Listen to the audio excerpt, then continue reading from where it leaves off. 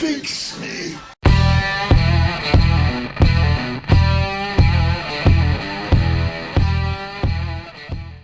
Well, this is pretty cool. Hasbro put out this Generations Whirl, and he looks pretty good. A lot like the G1 toy, and nice blue, and oh my god, what happened to your legs?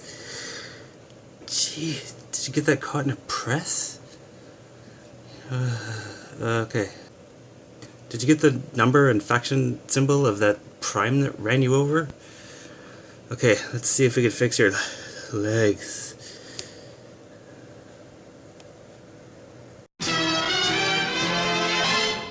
Depending on your own personal taste and sensibilities, this leg situation may or may not bother you. But, you know, this chicken leg thing, for me, well, it's not for me. So I'm going to show you how we can fix it, if you'd like. Now, one good thing about it is it has that Gerwalk configuration that you can do. Anyway, the fix we're going to do is not going to hinder that or affect the transformation or anything. So, I've already done it, but I'm going to walk you through what I did here, because I did this before I started these videos.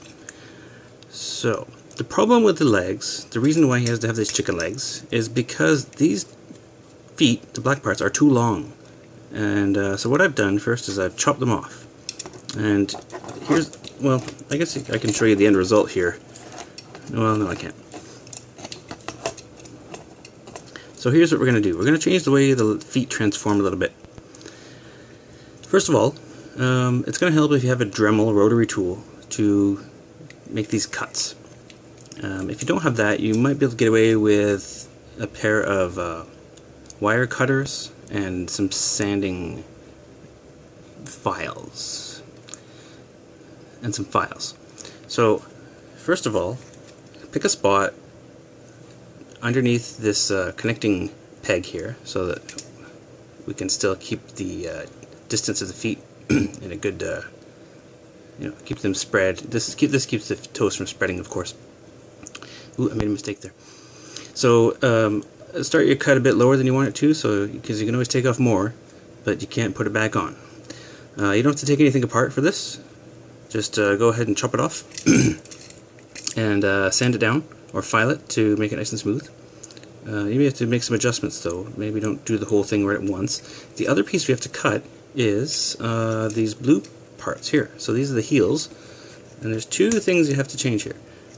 One of them, okay, so this is how it exists. The existing transformation, this is how it works. It pegs in there, and that locks the foot in place. But what we want to do is we want this piece to lock in place under here. Normally, when you transform the foot, this slides up and sits here, which is fine. But if we peg it in here, now we can keep him standing up straighter. So this little nub on the end has to be cut off, so you can see where it's shorter there, and I've sanded that down. So be very careful with the length here. It's got to peg in there and snap just like that. So go slowly as you trim that down. The other piece you want to cut is, oh wait a minute, no, I'm wrong. That wasn't cut, that's just, why did I cut that? No, that looks like it's just worn out. Yep, okay, I don't know where that came from. So that's all you have to do, those two cuts basically, but it's a matter of lining it up really well. Now, you'll see I made a mistake here. I was experimenting with how to fix this guy, and I thought maybe these points here were keeping the leg from going back farther than it could. So I cut them off over here, and I didn't need to. It does not go back any farther than that, so don't try to force it. It only goes this way.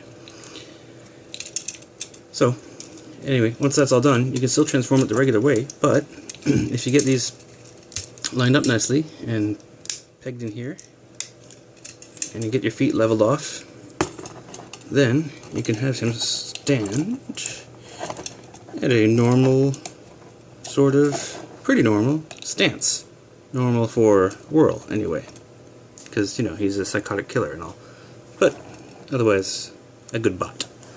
So yeah, a little bit of a lean forward, but that's a lot better, I think, than what he was doing before with that chicken routine.